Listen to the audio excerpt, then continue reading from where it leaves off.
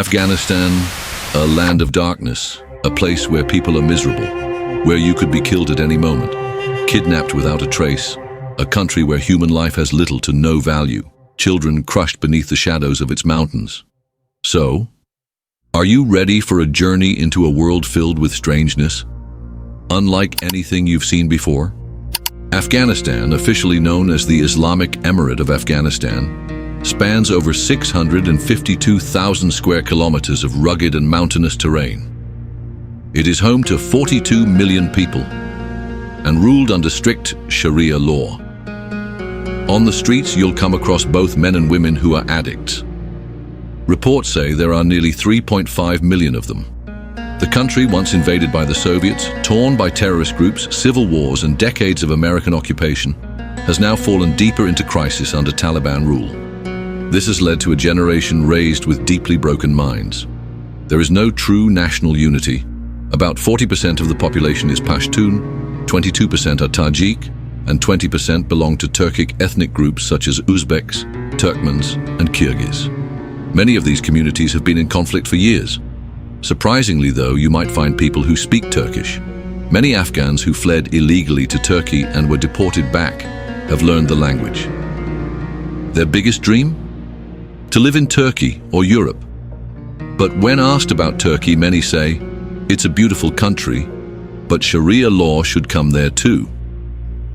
In the Nuristan region, once known as Kafiristan, lives the mysterious Kalash people, believed to be descendants of Alexander the Great's soldiers. Their beliefs carry traces of Buddhism, ancient Greek traditions, and Zoroastrianism. During menstruation or childbirth, women live in secluded huts outside the village, and their graves? Simple wooden coffins, left open to the sky. In the city of Bamyan, there once stood giant Buddha statues, monumental structures built nearly 1,400 years ago by Turkic peoples who spoke the Bactrian language. But in 2001, the Taliban destroyed them, erasing centuries of cultural heritage in a matter of seconds. In 2021, the Taliban seized control of Afghanistan once again, and with that, life under Sharia law returned, more brutal than ever. Women were stripped of nearly all their rights. Education, work, travel, and basic freedoms are now banned. In some areas, just walking alone as a woman is dangerously risky. For men, things like wearing Western-style clothes, listening to music, or watching movies are forbidden. Book reading, almost non-existent. Some people live in caves. Child labor, lack of education, and trauma from war are everywhere. Some children are even reportedly sent to fight in Syria by way of Iran. And then there's the horrifying practice of Bachaabazi, where young boys are dressed like women and forced to dance for adult men. This still exists, and it's as terrifying as it sounds. But Afghanistan wasn't always like this. In 1919, after gaining independence, King Amanullah Khan launched a bold modernization campaign. He formed a strong relationship with Mustafa Kemal Atatürk. The two leaders shared ideas. Afghans supported the Turkish War of Independence. Reforms were made: women's rights, education, secular laws, and the banning of polygamy.